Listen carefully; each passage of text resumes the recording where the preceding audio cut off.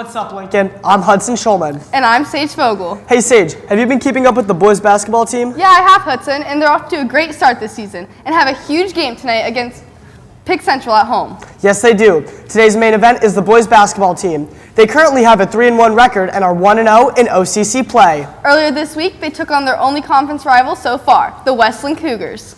We sent RJ Rice to the court, and he has the highlights. Things are heating up. Just last Friday, Westland made the big mistake of approaching the Lions' Den. That's right, guys. It's time for Gahanna Lincoln High School basketball. Westland at Gahanna. Let's get right into it. I'm RJ Rice, and I'm going to be covering all the highlights. Starting off the first half, Nas Turner went in and snatched the ball out the air, leading into what I like to call the hit and run, where Xavier's in the corner, who hits and then runs like nothing happened. We saw that, X. We know what you did. Next up, Westland's got the ball, but they decided to donate it to Derek Rivera-Whitfield, who's coming down court for a shot, until boom, passes to Eli King for that duo layup. Scores 11-3. Start of the third quarter, Westland goes ahead and slips up, which allows Nas Turner to go ahead and slip in, take full advantage of that opportunity. Scores 27-11. Squabble in the middle of the third quarter, but Xavier Rogers emerges from the flames, put that ball in the basket. Now in the hands of Joseph Bodie, it becomes a lethal weapon. Scores 44-27. End of the third quarter, Westland with a brick. Now KJ Reynolds got a hold of it. He's coming down court and he decides he's got to distract his defense. So he goes ahead and gives himself an opening for a nasty corner. Uh-oh. Psych! Jonathan Whiteside with that clutch rebound. Now it's 51-31.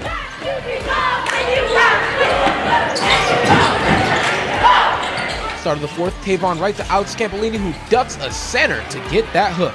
Scores 67-44. Finishing off the last quarter, Derek Rivera-Whitfield sends it over to Tavon Wright. He's got it for a second before he passes it on to Damari Gore. He's thinking, looks like he's going for that layup. Oh, man, give me that.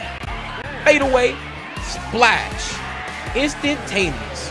Gahanna wins 85-65 off of that crazy steal. Thanks, RJ, and congrats on the win, guys. The boys team is now 3-1 this season. KJ Reynolds is leading the team with 22 points per game. He's followed by Xavier Rogers, who's averaging 13. Meanwhile, Jonathan Whiteside and Eli King are the leading rebounders, and Joseph Bodie is the team leader in assists. The guys have a huge game tonight when they host bitter rival Pickerington Central. They need the den packed, so come out and support the guys tonight. Moving on to the girls. They're on a 4-year streak of winning the OCC title. However, the Lions didn't have their full roster for the entire season. Kaya Jordan suffered a season-ending injury and has recovered in time for her senior season. Our Landon Shearer has the story. Recovery is a key part of any sports player's road to success. Injuries are always something that brings down a player's skill and motivation. For our girls' basketball team, Kaya Jordan had to miss her whole junior season to a torn ACL. I was in rehab for 10 months and I just got cleared in September. So before I could jump, I was just working on my form stuff, and then once I could jump, I started conditioning more, running more, and actually jumping with shooting. For any athlete to have that long of rehab, having support from teammates throughout the process is essential to a good recovery. When I first tore my ACL, they were all very coddling, I would say, and they kept me going and making sure I was good. And then I always felt like a part of the team. They always included me in everything. So now I just feel like I kind of never really left. I've been here the whole time.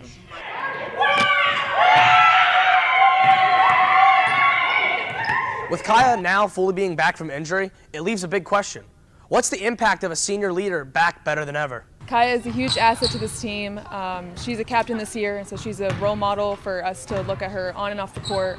On the court, she can push the ball in offense, and on defense, she's really good at moving around and scrambling. Just her leadership. She's a team player. She always go out there and she leads by example. So just having her back has helped our team grow tremendously. Being able to have such a huge contributor back on the court, enthusiasm, motivation, urgency must be back at full force. When Kaya's on the court, you always know, even if she's just in the gym, she's always loud, she's always encouraging us, making sure we're in the right spots, making sure we're put together. She really knows how to keep us together, keep our heads right, make sure everything's going the way it's supposed to be. With the team fully being healthy, the mindset as a team and for one another has to be top-notch. I want to win OCCs again and try to be the best leader I can for my team and carry them far in the tournament. Obviously, last year Kaya wasn't on the court, but she was still on the bench, still cheering us on, still coaching us up, making sure we're all good, keeping our head in the game. So the mindset is really just the same, just having her actually on the court with us, talking us through the plays, making sure we're all in the right spots. Every season, the team will have ups and downs. However, it's nothing they can't handle. Kaya and the team will continue to get better, work on their goals, and go for another OCC championship and beyond. This is Landon Shear in the Zone.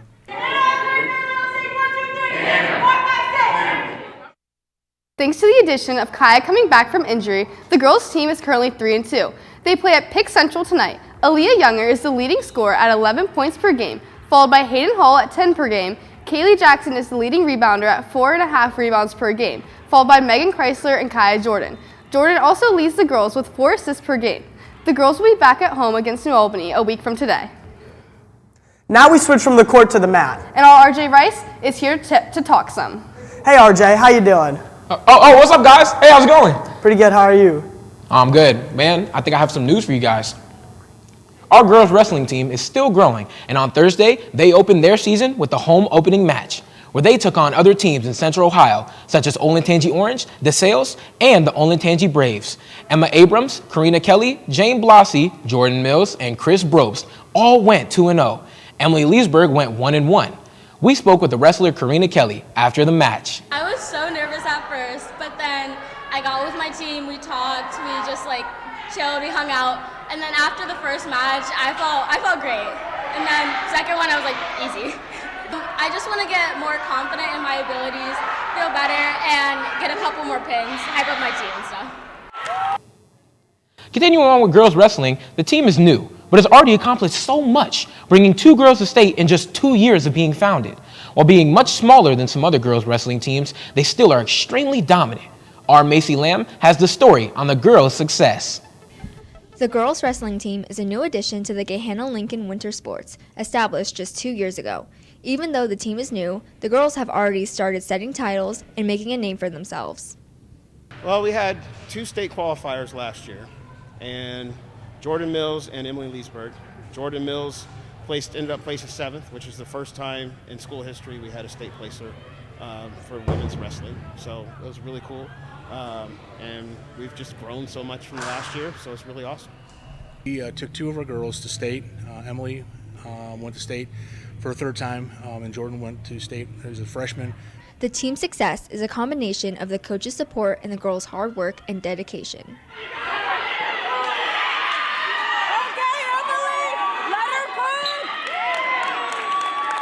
Coaches have been extremely supportive, especially considering it's just 3 volunteer dads.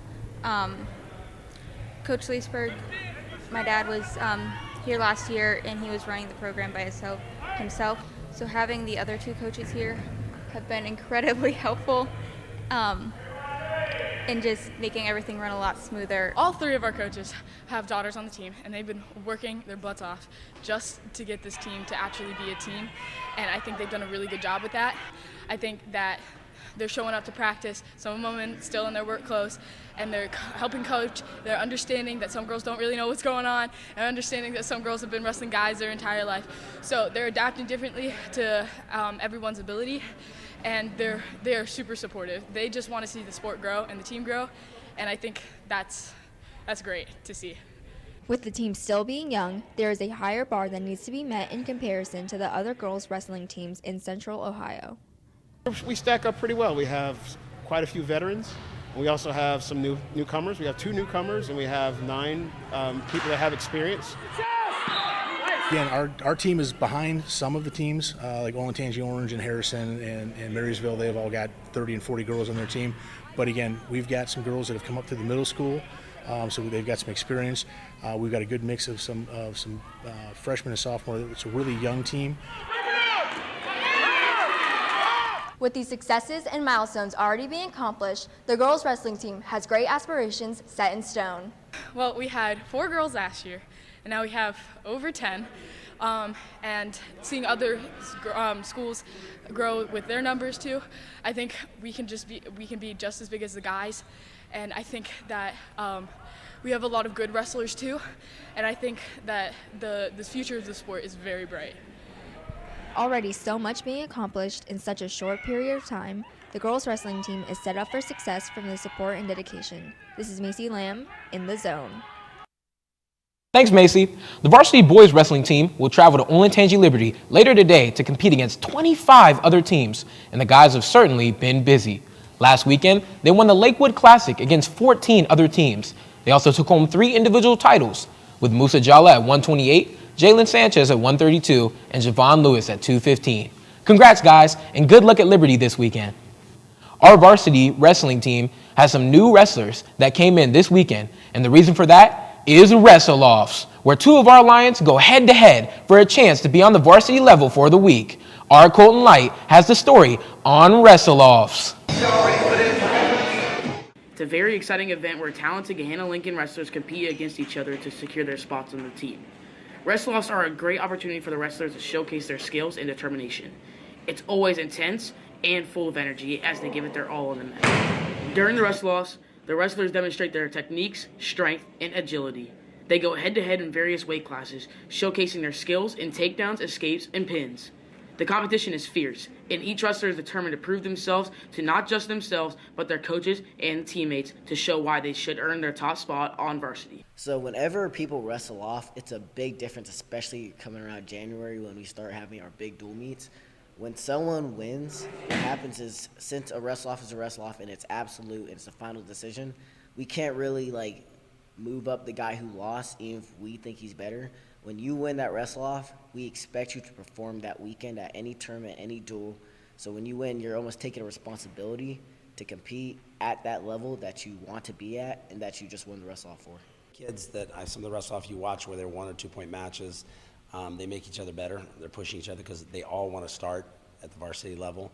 And in our particular team, we actually have a district qualifier last year that was behind 2 other district qualifiers who never got to wrestle varsity. So they're always going to push themselves because they want to be varsity. The Wrestle-Offs not only determine who will make the varsity team, but also set the tone for the upcoming wrestling season. It's a chance for the coaches to assess the wrestlers' abilities and strategize for the season ahead. The wrestlers give it their all, leaving everything on the mat. It's a true test of their dedication and passion for the sport. Wrestle-Offs start a little later into the season before our first tournament, so we have some time to build up through practices leading up to the Wrestle-Offs. So a lot of wrestlers will pay heavy attention to technique and drill really hard, go hard during lives to help prepare and lock in for the Wrestle-Offs. The Wrestle-Offs could even lead to big changes in any week, for there's a Wrestle-Off each week, and maybe at one point the underdog could win and change the aspect of the team and the coaches. With Wrestle-Offs, everyone has a chance. The Wrestle-Offs can lead to changes in the team dynamics. As wrestlers compete against each other, they not only showcase their individual abilities, but also build relationships with their teammates. The intense competition fosters a sense of mutual trust and healthy rivalry throughout the season's progress. With the rivalry of wrestling your same teammate each week up for a chance at the varsity spot, it creates an environment where both teammates can push each other to improve and excel, not just themselves, but each other as well. Kid typically what we would call upsets another kid in a wrestle-off. It's just that kid's opportunity to shine. If he gets a chance to go to varsity tournament and does well, then he does well. It makes the other kid who probably should have won work harder so that he doesn't lose next time. So overall, no matter who wins, it still helps the team. This is Colton Light in The Zone. Thanks, Colton. Well, that's all the sports news I have. Let's send it back to the anchors at the sports desk. We'd like to take a minute to apologize to the boys and girls bowling teams. We had a story prepared about you for today's show, but we are having computer issues and won't be able to show it to you today. Again, our apologies. Our hockey team is getting a quick start to their season. They're currently 6-5-1. On Sunday, they took on Worthington Kilbourne in a close matchup. We sent Sage to get the highlights. Sunday night, the Lions face off against Worthington Kilbourne Wolves for a tough match. Nick Buakula picks up the puck behind the net and dishes it to Nate Highland, who is just late on his shot. The Lions controlled the majority of the first period, with shots coming from every angle. Nate Highland has a good look near the end of the first, and he shoots it into the glove of the Kilbourne goalie. Trey Martin takes the puck and sends it to the top shelf for the first goal of the game early in the second. Just a matter of seconds after Trey's goal, Tony Danoff taps in the rebound from the slot.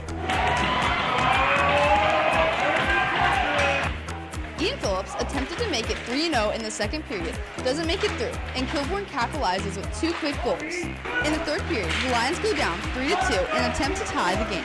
Sam Heckathorn with a shot up top that hits Highland. Late in the game, Lions down 1. Nate Highland with a nice toe drag but doesn't get enough on the puck. Kilbourne sends it into the empty net to complete the upset and win 4-2 over Gahanna. The boys swimming team is coming off a great win against Westerville Central on Friday. Bryce Whipham has all the highlights.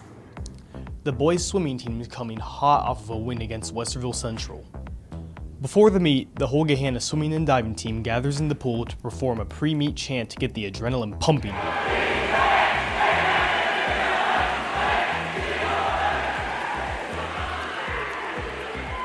Now they're officially beginning with the national anthem, showing patriotism right before the meet starts. The first event for the boys is the 200-yard medley relay. And they're off. Finishing first is Gahanna with 1:49. Eli Riegler, Ben Couch, Josh Riegler, and Win Yamamoto got the win. Second place is also Gahanna, pulling in 2 minutes and 4 seconds. Now onto the boys' 200-yard freestyle. First is Gahanna swimmer Toby Treese with 2:03, closely followed by his teammate Brennan Miller at 2:05. Westerville Central came in at 3rd and 4th place with times of 2:12 and 2:13 respectively. Gahanna won event 6, the boys' 200-yard individual medley varsity. First place is Gahanna's Eli Riegler at 2:12, with second place Andrew Wang of Westerville Central at 2:52. Then JV had the 50-yard. First place is Win Yamamoto of Gahanna with 27 seconds, closely followed by Gahanna's Andrew Byers at 30 seconds. Overall, Gahanna were the top 5 out of 6 swimmers. Back to varsity with the 50-yard freestyle. Coming in first is Gahanna's Iggy Bond at 24 seconds, and second and third were Gahanna swimmers Caleb Bradshaw and Ezra Riegler, both with 25 seconds. Now on to diving. Diving for Gahanna is Dylan Spoonseller and Ben Couch. Dylan Spoonseller got first place with a final score of 257.55, followed by teammate Ben Couch at 150.25 in second place. Dylan Spoonseller even set a school record. Next, we're headed to the 400-yard freestyle relay. Unfortunately, the Lions fell short in this event, but they still won the meet overall with 128-43 for varsity and 26-2 for JV. I did really well in the 500 free. I met my goal that I wanted. I got sub 7, which I thought was really good. I also did a 50 backstroke, and I got my PR for that, so I thought that was really well too. I thought that was really good too. I could also improve on my 50 free for next time as well. I've been coming off a pretty big sickness this week, so the times weren't what I expected, but hopefully in the later weeks in our next meet, next weekend, hopefully I'll do a lot better and continue to improve. Continuing with swimming, our boys and girls teams have high expectations for this year. That's right. Year after year, they have been putting in the work to make their program so dominant. Another thing that makes them so strong is their close bonds. Most of the team swims year-round on a club team here in Gahanna named Hydra. Here's Lila Scott. Gahanna Lincoln Swim Team. They are a very dominant program here at Lincoln. They have gone to states every year since 2007. With being so successful with a young group of athletes, there is the question, what are their goals and how are they going to achieve them with these high standards of the program? Goals for this season are to be able to push myself in events that I usually don't do, like the 500. I like more shorter distance events, so I want to get better at the 500 this season. I want to make it to districts. I want the girls to do good again and possibly states. With all these goals, there is one in common that the Lions are really hoping to achieve this year. My goals for this season will probably be to make it to states for a 4th year in a row. That's a big goal of mine, and I'd love to be on the podium again this year, and I'd also love a lot of my teammates to be there with me as well. For the boys team to make it to districts and probably states, and for the boys team to do good overall, especially on relays. While they're constantly trying to make these goals a reality, most of the swimmers swim year-round together for a team called Hydra. I like swimming with the same people year-round because it helps you build better relationships with your fellow swimmers along with your coaches. It helps you have a better attitude because you know more people, and a better attitude means a better team and better times.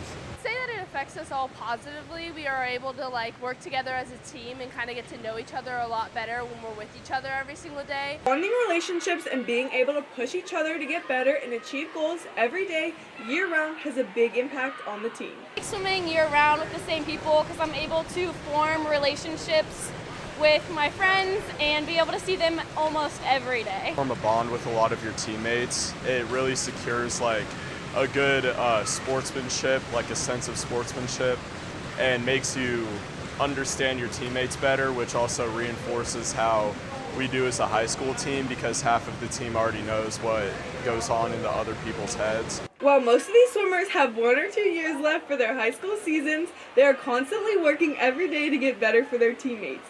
And they are there to support each other, which has resulted in lifelong bonds they will never forget. This is Lila Scott in The Zone. Every year, millions of high school athletes make the commitment to play sports at the collegiate level. With so many different colleges out there, from Division I to JUCO, the recruiting process has become increasingly more complicated. I caught up with the Division III commit, Logan Brockman, to talk about the recruiting process.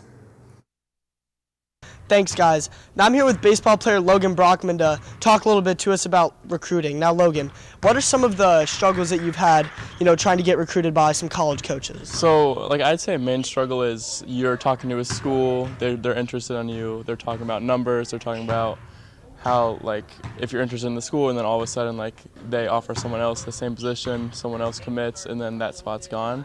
So it's a matter of those things, if you don't act soon enough, then that could be gone. So you have to act quick, but you also want to have time to think about your decision, because that's going to affect you in the long run.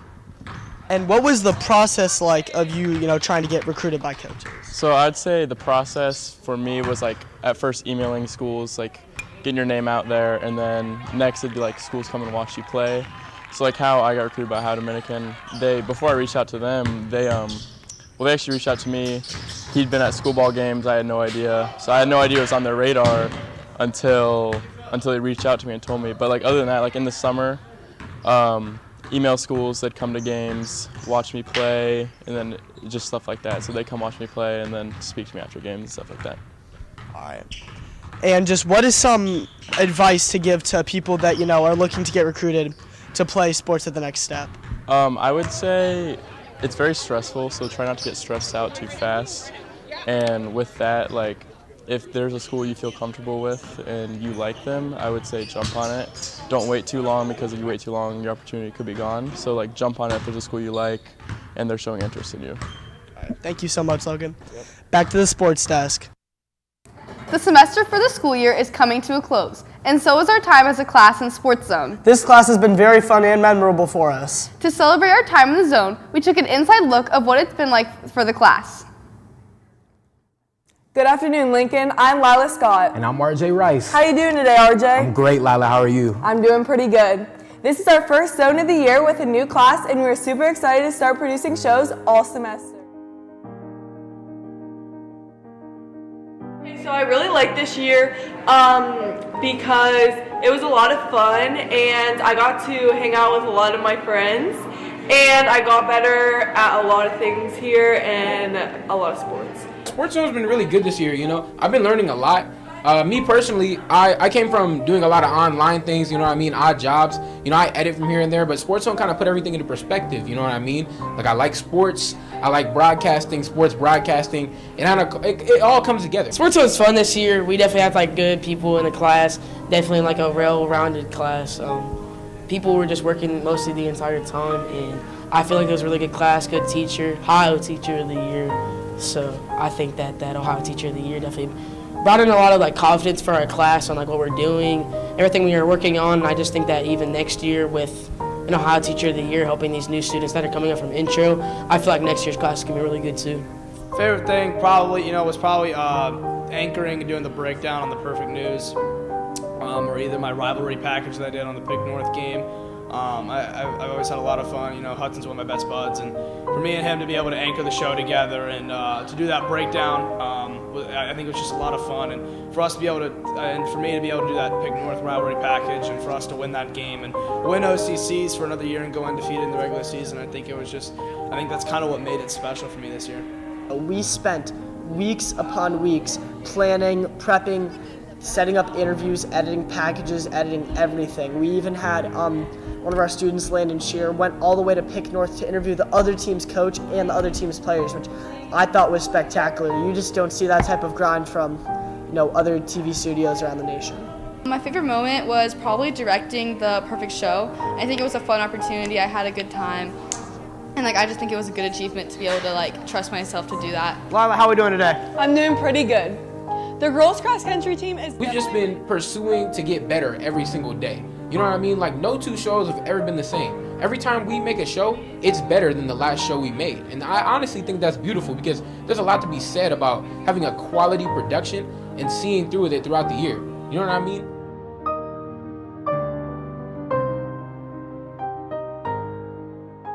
Well, Lincoln, that's the end of our show today. Good luck to the sports broadcasting class next semester who will be covering the end of the winter season in all of the spring sports. Enjoy the winter break, you guys. And as always, Go Lions! Yeah!